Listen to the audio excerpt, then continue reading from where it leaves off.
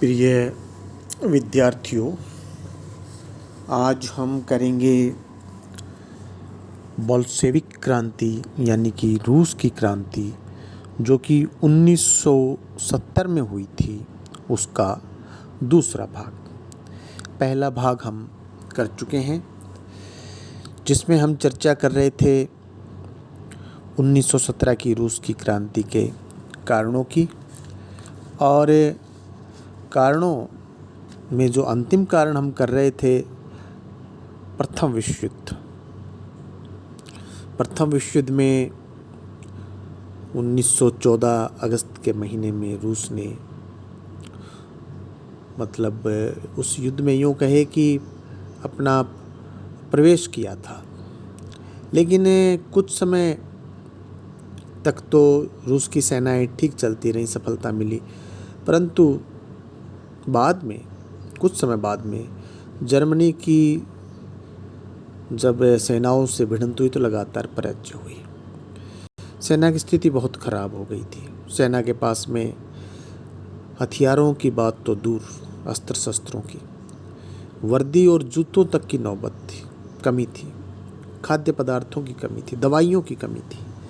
और ऐसे हालात में राज्य की आर्थिक स्थिति बहुत बिगड़ गई थी और इन सब कारणों से रूस ने विड्रॉ कर लिया था। अब हम क्रांति के कारणों में जो कर रहे थे कि इतने सारे कारण इकट्ठे हो गए। रूस के लोगों का जो एक नैतिक जो उनका मनोबल जो था, यूँ कहें, वो गिर चुका था। चारों ओर तंगी, बदहाली, अकाल और हड़तालें, ऐसा अराजकता का माहौल एक बन चुका था। और ऐसे माहौल जो कि ये पिछले कई सालों से था, 7 मार्च 1917 को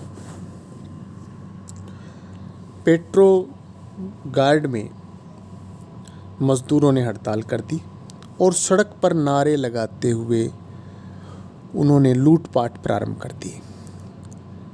इनमें स्त्रियां भी सम्मिलित हो गईं। दूसरे दिन भी मजदूरों के उग्र प्रदर्शन होते रहे और दूसरे शहरों में भी चले गए ये प्रदर्शन। और जो उनका नारा था, रोटी दो, आप देखिए जो नारा लगा रहे हैं, रोटी दो, यानी कि उनके पास में अपना पेट भरने के लिए भोजन भी नहीं था। अत्याचारी शासन का नाश हो, इस प्रकार के नारे लग रहे थे। 10 मार्च को पेट्रोगार्ड के जो शहर का नाम है, सभी कारखानों में हड़ताल हो गई। सैनिकों ने क्रांतिकारियों पर गोली चलाने से इनकार कर दिया। देखिए कैसी स्थिति आ गई है। सेना जो कि एक राज्य की ताकत होती है, एक राजा की ताकत होती है, सेना ने राजा के आदेश का पालन करने से इनकार कर दिया। और जब उन्होंने गोली चलाने से इनकार कर दिया तो क्रांतिकारियों की हिम्मत और भी बढ़ गई। 11 मार्च को जो जार था वहाँ का, ड्यूमा, जो किंग जो वहाँ का, उसने ड्यूमा को भी भंग कर दिया। हड़ताली मजदूरों और सैनिकों ने मिलकर क्रांतिकारी सोवियत, उन्होंने अपनी एक संस्था, समिति बना ली। 14 मार्च को उदारवादी नेता जॉर्ज लवोव के नेतृत्व में एक अस्थायी सरकार का गठन हुआ। 15 मार्च को जार निकोलस द्वितीय ने सिंहासन का परित्याग कर दिया। इस प्रकार से रूस में रोमानोव वंश के शासन का अंत हो गया और उसके स्थान पर एक नई क्रांतिकारी सरकार स्थापित हो गई। अस्थायी सरकार ने कई कार्य किए तुरंत। उन्होंने प्रेस की स्वतंत्रता को बहाल कर दिया, अभिव्यक्ति की आज़ादी को बहाल कर दिया, सभा, सोसाइटी, ये जो संस्थाएं बनी हुई थी उन सब को उन्होंने कह दिया कि भाई तुम अपना काम कर सकते हो। राजनीतिक बंदियों को मुक्त कर दिया, यानी कि जेल से आज़ाद कर दिया। राजनीतिक बंदी का मतलब विद्यार्थियों, जो इस दौरान ये जो एक वहाँ पर राजनीतिक संघर्ष चल रहा था, यानी जो लोग राजा के खिलाफ थे और उनको बंदी बना लिया गया था, वो लोग। राजनीतिक निर्वासित जिनको कि साइबेरिया में भेज दिया था, उनको पुनः रूस लौटने की अनुमति दे दी गई। यहूदियों के विरुद्ध जितने कानून थे, गैर रूसियों के विरुद्ध, उन सबको रद्द कर दिया गया। पोलैंड को वचन दिया गया है कि स्वायत्त शासन आपके यहाँ लागू हो जाएगा। फिनलैंड के वैध अधिकार लौटा दिए गए, परंतु शीघ्र ही अस्थायी सरकार में फूट पड़ गई। किसान, मजदूर तथा सैनिक चाहते थे कि भूमिपतियों की भूमि बिना मुआवजे के किसानों में बांट दी जाए। सभी महत्वपूर्ण अधिकारों का, संस्थाओं का राष्ट्रीयकरण कर दिया जाए और युद्ध बंद कर दिया जाए। अतः शीघ्र ही लवोब, जो कि जिसके की नेतृत्व में वहाँ पर एक सरकार बनी थी, एक अस्थायी सरकार, एक जो कार्यकारी जो सरकार बनी थी, वो उसको त्यागपत्र देना पड़ा और उसके स्थान पर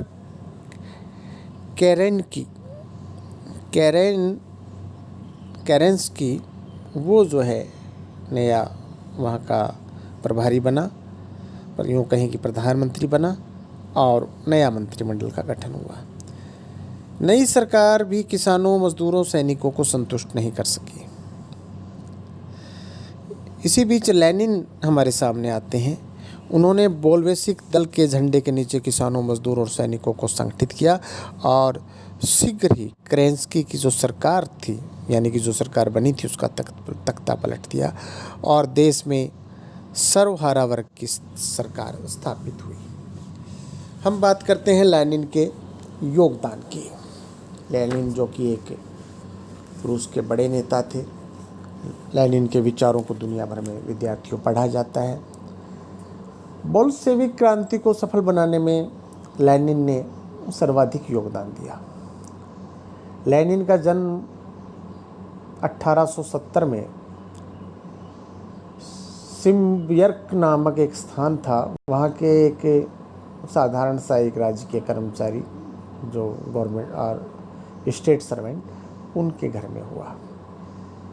उनके लेनिन के बड़े भाई को क्रांतिकारी गतिविधियों में भाग लेने के कारण मृत्युदंड दिया गया था, जिसका उस बच्चे पर बड़ा प्रभाव पड़ा। शिक्षा उन्होंने कजान विश्वविद्यालय में ग्रहण की और वह मार्क्स के विचारों से प्रभावित होकर मार्क्सवादी बन गए और अपनी क्रांतिकारी गतिविधियों के कारण विश्वविद्यालय ने उनको निष्कासित कर दिया। 1895 में बंदी बनाकर निर्वासित कर दिया और साइबेरिया भेज दिया। 1900 में उन्हें पुनः निर्वासित कर दिया गया। वह अब स्विट्ज़रलैंड पहुंचा और वहाँ इस्करा नामक एक समाचार पत्र का संपादन किया।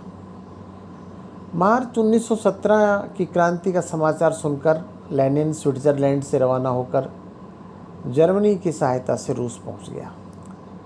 लेनिन ने बोल्शेविक दल को संगठित किया और यह मत प्रकट किया कि केरेंस्की की सरकार पूंजीपतियों और भूमिपतियों की सरकार, जिसे हटाकर सर्वहारा वर्ग की सरकार स्थापित करनी चाहिए। केरेंस्की की सरकार को हम जानते हैं कि कई समस्याओं का सामना करना पड़ रहा था। देश में खाद्य की सामग्री आ गई और औद्योगिक उत्पादन में कमी आ गई। बोल्शेविक दल ने इस परिस्थिति का लाभ उठाकर किसानों, मजदूरों, सैनिकों को अपने पक्ष में संगठित कर लिया। 12-13 सितंबर 1917 को लेनिन ने फिनलैंड से बोल्शेविक कार्यकारिणी को एक गुप्त पत्र लिखे और जिसमें कहा गया कि अब वह सशस्त्र क्रांति द्वारा सत्ता हस्तगत करने का समय आ गया है। एक योजना बनने लगी। 1917 में ही 6-7 नवंबर की रात को बोल्शेविक सेविक दल के स्वयंसेवकों ने टेलीफोन केंद्र, डाकतार, बिजली घर, रेलवे स्टेशन, सरकारी बैंक आदि भवनों पर अधिकार कर लिया। केरेंस्की भाग निकला और सरकार के अन्य सदस्य गिरफ्तार कर लिए गए। और इतिहासकार लिप्सन लिखते हैं कि इस प्रकार कुछ ही घंटों में बिना रक्त बहाए, बिना रक्तपात के रूस की राजधानी पर बोल्शेविक दल का आधिपत्य स्थापित हो गया। केरेंस्की सरकार के पतन का कारण उसके शत्रुओं का बल नहीं था, बल्कि उसकी स्वयं की एक असहाय स्थिति थी। अब यदि हम बात करें विद्यार्थियों लेनिन के प्रमुख कार्यों की, सत्ता तो उनको मिल गई, हमने अभी चर्चा में बताया, बात की। पहला कार्य तो यह किया लेनिन की सरकार ने सत्ता प्राप्त करते ही जर्मनी से संधि करके युद्ध बंद कर दिया। दूसरा, राज्य में आर्थिक एवं सामाजिक परिवर्तन के प्रयास किए गए। सर्वहारा वर्ग का अधिनायक तंत्र बनाए रखने का प्रयास किया। सर्वहारा वर्ग की क्रांति का विश्व में प्रसार करना, ये इन्होंने अपना एक तुरंत जो है ये एजेंडा तय किया। अगला, रूस ने जर्मनी की शर्तें स्वीकार करते हुए 3 मार्च 1918 को जर्मनी के साथ संधि कर ली और इस संधि के द्वारा रूस को लगभग 500,000 वर्ग मील के भूभाग पर अपना अधिकार त्याग करना पड़ा। परंतु इसके पश्चात लेनिन की सरकार को आंतरिक समस्याओं की ओर ध्यान देने का अवसर मिल गया। अगला, लेनिन की सरकार ने एक आदेश द्वारा जमींदारों की समस्त भूमि बिना मुआवजा दिए छीन ली और किसानों में बांट दी। इसके अतिरिक्त एक आदेश द्वारा निजी कारखानों को जब्त करके सरकारी घोषित कर दिया और कारखानों की संचालन की व्यवस्था मजदूरों की समितियों को सौंप दिया गया।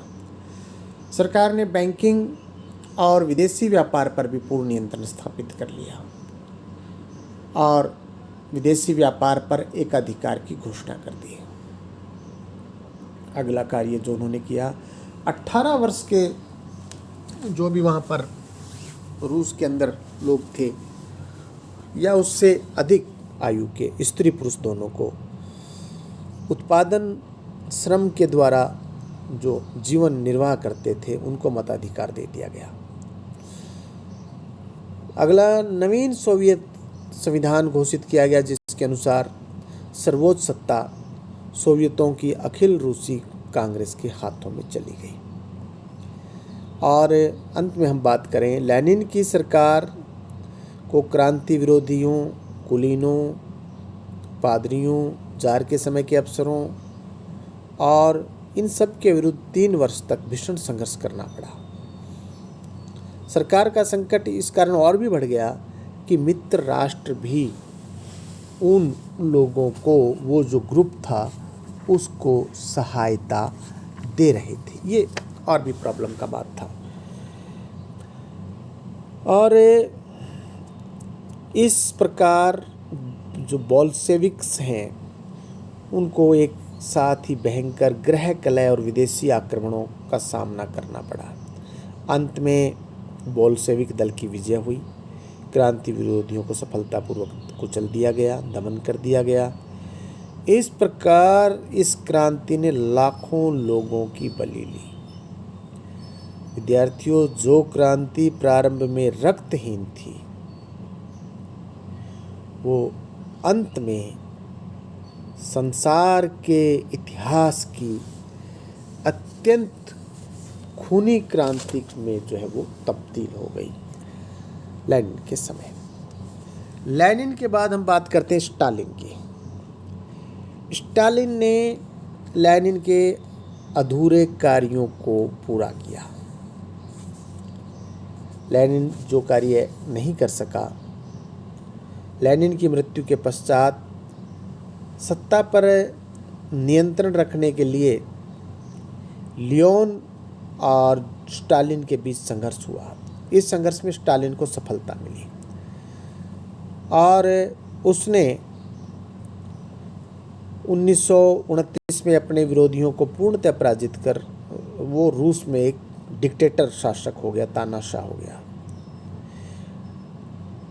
अब उसमें इनका जो संघर्ष था विरोधियों से, खासकर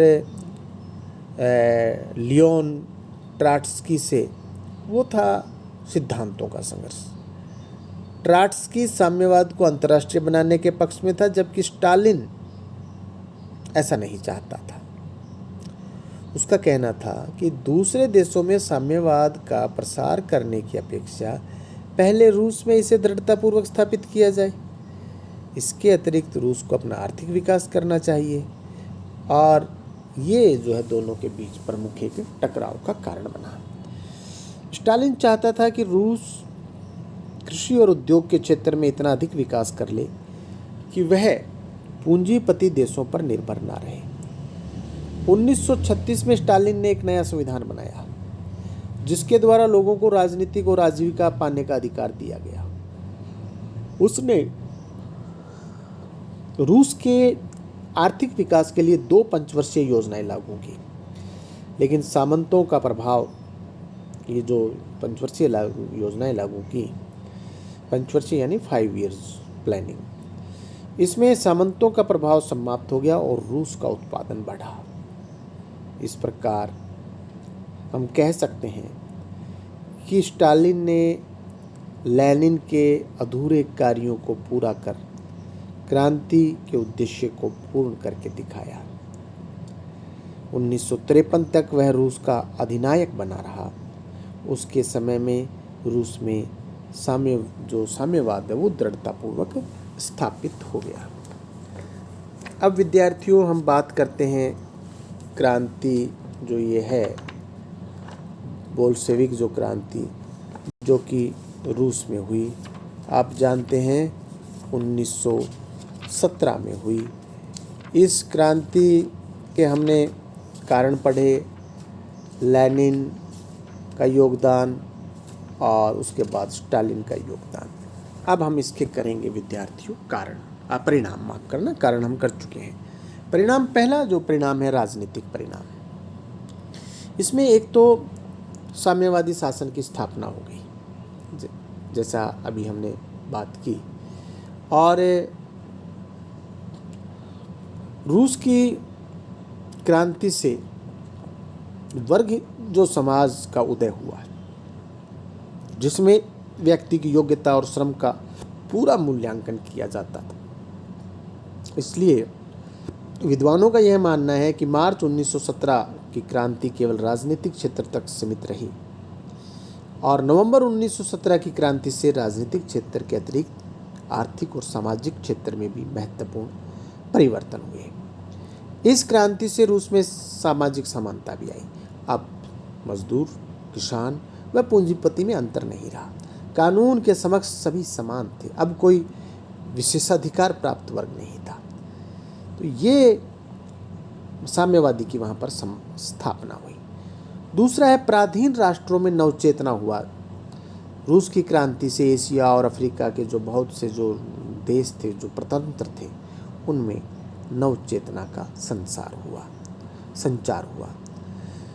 इसके अतिरिक्त रूस के द्वारा साम्यवाद का प्रसार, रूस ने विश्व के अन्य देशों में भी साम्यवाद विचारधारा लागू करने का प्रयास किया। फलस्वरूप संपूर्ण पूर्वी यूरोप के देशों में साम्यवादी व्यवस्था का सूत्रपात हुआ। एशिया में चीन जैसा विशाल देश भी साम्यवादी बन गया। इसके अतिरिक्त एशिया के अन्य देशों में भी साम्यवादी शासन व्यवस्था स्थापना हुई। कहीं पे मिश्रित शासन भी था, पूंजीपति और समाजवाद का। और रूस के इसके अलावा पश्चिमी राष्ट्रों से संबंध तनावपूर्ण हो गए। रूस और मित्र राष्ट्रों के बीच तनावपूर्ण संबंध होने के 3 कारण थे। पहला कारण तो यह था कि रूस ने मित्र राष्ट्रों की सलाह के बिना प्रथम विश्व युद्ध से अपने आप को विड्रॉ कर लिया और जर्मनी के साथ संधि कर ली। दूसरा कारण था मित्र राष्ट्रों ने जार के समय रूस को कर्जा दिया था, उस कर्जे को जो रूस में नई सरकार बनी उसने चुकाने से इनकार कर दिया। और तीसरा यह था कि साम्यवाद दिन प्रतिदिन बढ़ता जा रहा था, इसलिए इंग्लैंड, फ्रांस और अमेरिका आदि पूंजीवादी देशों ने रूस में सैनिक हस्तक्षेप कर और क्रांति विरोधी तत्वों को सहायता देकर क्रांति को असफल बनाने का प्रयास किया, परंतु उन्हें सफलता नहीं मिली। अगला राजनीतिक परिणाम है यूरोप में तानाशाही शक्तियों का उदय। पूंजीपति राष्ट्रों ने साम्यवाद को कुचलने का हर संभव प्रयास किया। रूस ने उसका डटकर मुकाबला किया। इन दोनों के संघर्ष के कारण यूरोप में तानाशाही शक्तियों का उदय हुआ, जैसे जर्मनी में हिटलर के नेतृत्व में नाजीवाद, इटली में फासीवाद और उसको लीड कर रहा था मुसोलिनी। इन दोनों तानाशाहों ने साम्यवादी विरोधी भावना को बल दिया, प्रचार किया। फलस्वरूप ब्रिटेन और फ्रांस ने भी जर्मनी और इटली के तुष्टीकरण की नीति अपनाई, जिसके कारण तानाशाही शक्तियों का उदय संभव हो सका और संसार को द्वितीय महायुद्ध का विनाशकारी परिणाम भुगतना पड़ा। राजनीतिक परिणाम के बाद बात करते हैं हम सामाजिक परिणाम की।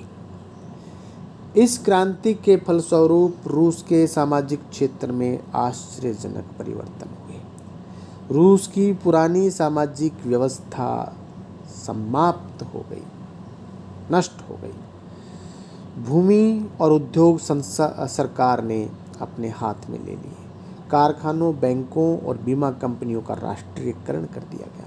इस प्रकार से रूस में पूंजीपति, सामंत, कुलीन जो विशेषाधिकार प्राप्त लोग थे, उनका प्रभाव समाप्त हो गया। उनके प्रभाव का जो है वो वहाँ पर अंत हो गया। इस क्रांति से शासन में मजदूरों और किसानों की शक्ति में ताकत आई और उनका प्रभुत्व स्थापित हो गया। अब रूस में किसान और मजदूर प्रभावशाली हो गए और इनकी प्रतिष्ठा बढ़ गई और अब शोषण की समस्या जो थी वो समाप्त हो गई। अगला है शिक्षा का विकास। क्रांति के पश्चात शिक्षा के क्षेत्र में बहुत विकास हुआ। सरकार ने शिक्षा का काम अपने हाथ में लिया और 1930 तक रूस में अनिवार्य शिक्षा लागू कर दी गई और साथ में विदाउट कॉस्ट निःशुल्क शिक्षा लागू कर दी। परिणाम यह हुआ कि रूस बहुत जल्दी ही रूस में 90% जनता जो है वो शिक्षित थी। धर्म पर प्रभाव। इस क्रांति के कारण धर्म पर अत्यधिक प्रभाव पड़ा। साम्यवाद में धर्म के लिए कोई स्थान नहीं था, इसलिए रूस में धर्म या धार्मिक संस्थाएं नहीं पनप सकी। रूस में चर्चों की संख्या कम कर दी गई, नए चर्च नहीं बनने दिए गए। चर्च की भूमि और संपत्ति पर सरकार ने नियंत्रण कर लिया गया। इसके अतिरिक्त स्त्रियों की स्थिति में सुधार। इस क्रांति से महिलाओं की स्थिति में महत्वपूर्ण सुधार हुआ। घर की चार दीवारी से बाहर निकलकर कारखानों में, सेना में और जो सरकारी नौकरियों में काम करना प्रारंभ कर दिया। यही कारण है कि आज रूस में 50% स्त्रियां डॉक्टर हैं। अनेक स्त्रियां सेना के अंदर बहुत बड़े पदों पर हैं। कारखानों में करोड़ों स्त्रियां फोरमैन के रूप में या किसी और टेक्नीशियन के पोस्ट पर या फिर चाहे लेबर के रूप में ही हो, लेकिन बहुत बड़ा उनका भाग है वहाँ पर। उनका जो पार्टिसिपेट है वो बहुत ज़्यादा है। बात करते हैं आर्थिक परिणाम की। 1917 की क्रांति के बाद रूस में तीव्र गति से औद्योगिक प्रगति हुई। रूस की साम्यवादी सरकार ने कारखानों का राष्ट्रीयकरण कर दिया, जमीनें किसानों में बांट दी। इससे किसानों को राहत मिली। पूंजीपति वर्ग का जो वर्चस्व समाप्त हो गया। रूस में उत्पादन घट गया, जिसके कारण 1921 में भयंकर अकाल पड़ा। इस अकाल के कारण 50 लाख व्यक्ति भूख से मर गए। इसलिए लेनिन ने 1921 में नवीन आर्थिक नीति अपनाई। जब स्टालिन रूस का सर्वोसर्वा बना तो उसने रूस का औद्योगिक विकास करने के लिए 5 वर्षीय योजनाएं लागू की। उसमें उसे आश्चर्यजनक सफलता मिली। इन योजनाओं से रूस का औद्योगिकरण और कृषि के क्षेत्र में बहुत विकास हुआ और रूस आत्मनिर्भर बन गया और दुनिया का एक शक्तिशाली देश के रूप में भी स्थापित हुआ। इसके अलावा जो वहाँ के जो श्रमिक वर्ग था, उनके जीवन स्तर में, लाइफस्टाइल में चेंज आया और उसमें वृद्धि हुई, क्योंकि पूंजीपति वर्ग का शोषण करने वालों का अंत हो गया, कारखाने सरकारी हो गए। क्रांति से पूर्व पूंजीपति मजदूरों का शोषण करता था, मजदूरों की कोई प्रतिष्ठा नहीं थी, उनको मजदूरी बहुत कम मिलती थी, उनके लिए किसी प्रकार के मजदूरों के लिए किसी प्रकार की कोई सुविधा व्यवस्था नहीं थी। परंतु 1917 के बाद का जो रूस है और वहाँ का जो मजदूर है वो बदल गया, मजदूर सुखी हो गया, आवास की अच्छी व्यवस्था हो गई, कारखानों में रेस्ट हाउस और उनके एंटरटेनमेंट के लिए, मनोरंजन के लिए वहाँ पर अलग से हॉल बन गए, और इसके अलावा उनकी शिक्षा पर, उनके स्वास्थ्य पर ध्यान दिया जाने लगा, उनकी बीमारी का बीमा, सामाजिक बीमा, वृद्धावस्था पेंशन, ये कई चीज़ें वहाँ पर लागू की गई। सरकार बेरोज़गारों को रोज़गार उपलब्ध करवाने लगी। इससे मज़दूरों की स्थिति में काफ़ी परिवर्तन हुआ, उत्साहजनक वृद्धि हुई उनके जीवन में। इस प्रकार स्पष्ट हो जाता है विद्यार्थियों कि रूस की यह क्रांति एक महत्वपूर्ण क्रांति थी, जो विश्व के इतिहास में महत्वपूर्ण स्थान रखती है। यह क्रांति, जैसा कि इतिहासकार H.G. वेल्स लिखते हैं, इस्लाम के उदय के उपरांत सर्वाधिक महत्वपूर्ण क्रांति थी। प्रोफेसर लास्की लिखते हैं कि यह क्रांति ईसा के जन्म के बाद की सबसे महत्वपूर्ण घटना थी। निसंदेह इस क्रांति का अध्ययन करने के पश्चात हम इस निष्कर्ष पर पहुंचते हैं कि यदि यह क्रांति न केवल यूरोप की अपितु समस्त विश्व की एक महानतम, और ये जो क्रांति है, हम जो निष्कर्ष पर पहुंचते हैं कि ये पूरे उसकी एक युगांतरकारी घटना है। इससे मजदूरों का शोषण समाप्त हुआ। क्रांति के पश्चात रूस में किसानों और मजदूरों की सरकार स्थापित हुई, जो सोवियत रूस के नाम से प्रसिद्ध हुई। रूस में साम्यवादी शासन की स्थापना हुई। स्टालिन को रूस का तानाशाह बनने का अवसर मिला और उसकी बहुत सी आलोचना भी हुई, लेकिन उसने अब कठोर परिश्रम से, कठोर प्रशासन के द्वारा, कठोर निर्णयों के द्वारा लेनिन के अधूरे कार्यों को पूरा कर इस क्रांति के उद्देश्यों को एक संपूर्ण किया। और इस प्रकार रूस की क्रांति से दुनिया को एक नई महाशक्ति मिली, जिसको सोवियत संघ रूस कहा जाता था। बाद में उसका विघटन हुआ, जहाँ पर रूस और दूसरे जो देश हैं वो कभी उसके हिस्सा हुआ करते थे। बहुत बहुत धन्यवाद। समाप्त।